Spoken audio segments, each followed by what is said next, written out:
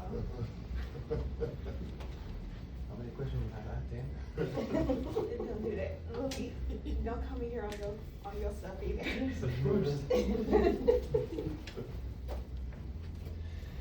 Okay.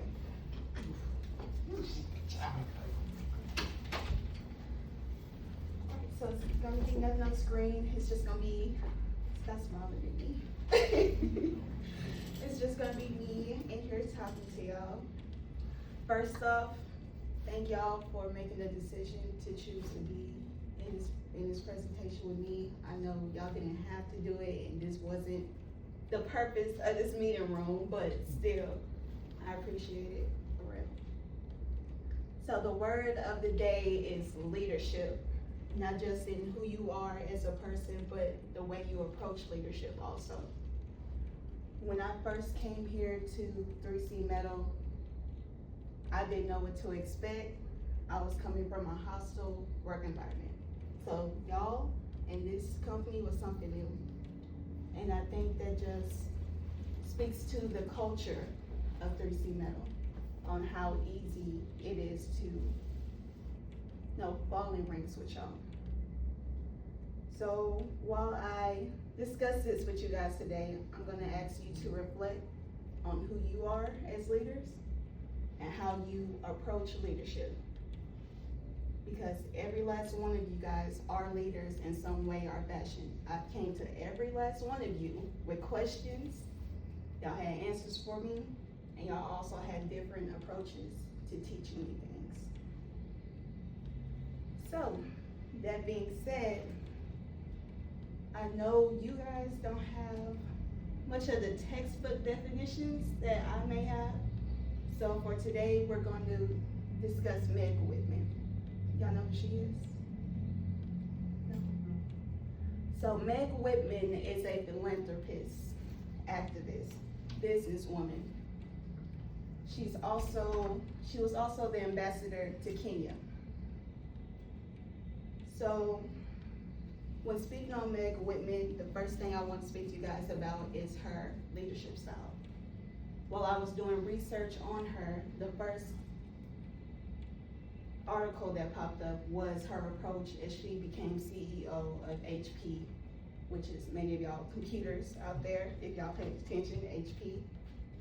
So her first actions as CEO of HP, first thing she did was she removed the executive gates around the parking lot that separated the regular employees from all the executives.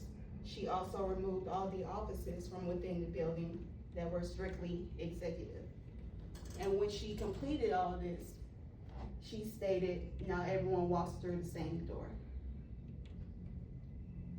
So I want you guys to think about how this could inspire unity within a workforce. Now, the textual definition of this is transformative leadership.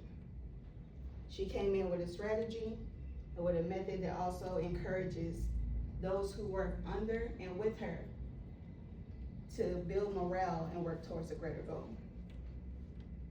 Another style that she uses is also her connections. In the textbook, it's called connection power. So she uses who she knows and also her experience in business as a way to get what she wants. Now, I said earlier she was the ambassador to Kenya. Meg Whitman, a former Republican, she eventually converted to the Democratic Party. And she donated a lot to Biden's campaign. Now, Biden is actually the one who nominated her to be ambassador to Kenya. This is where her connections come in. Now, during this time, the Biden administration and Kenya were trying to work out a trade agreement. This is where her business experience comes in. So both of those combined equals to connection power. And that's how eventually she became the ambassador to Kenya. Now, she wasn't all good. She was a little shaky too. She had her fair share of scandals, predominantly when she was running for governor of California. and she didn't play fair. She was a dirty fighter. So there were scandals with her housemaid, who she fired to not be seen as a hypocrite while she debated immigration laws in California. And she also had conflict with the California Nurses Administration when she was campaigning and proceeded to attack unions and their rights. And when confronted with all this, because of course, they began to smear her name, smear her campaign, because there's a lot of people who won't find that morally right or morally correct. And in response, she launched her own smear campaigns. Okay, please. You know, she talked her mess too all around the media. You know, she attacked her opposers' characters, their beliefs. You know, I forget what it's called, but it's a method where it's, hey, don't look at what I did, look at what he's doing. I don't know if any of y'all can help me with that thing. No? Okay, it's cool. But yeah, that's basically. Pointing fingers. Basically pointing fingers.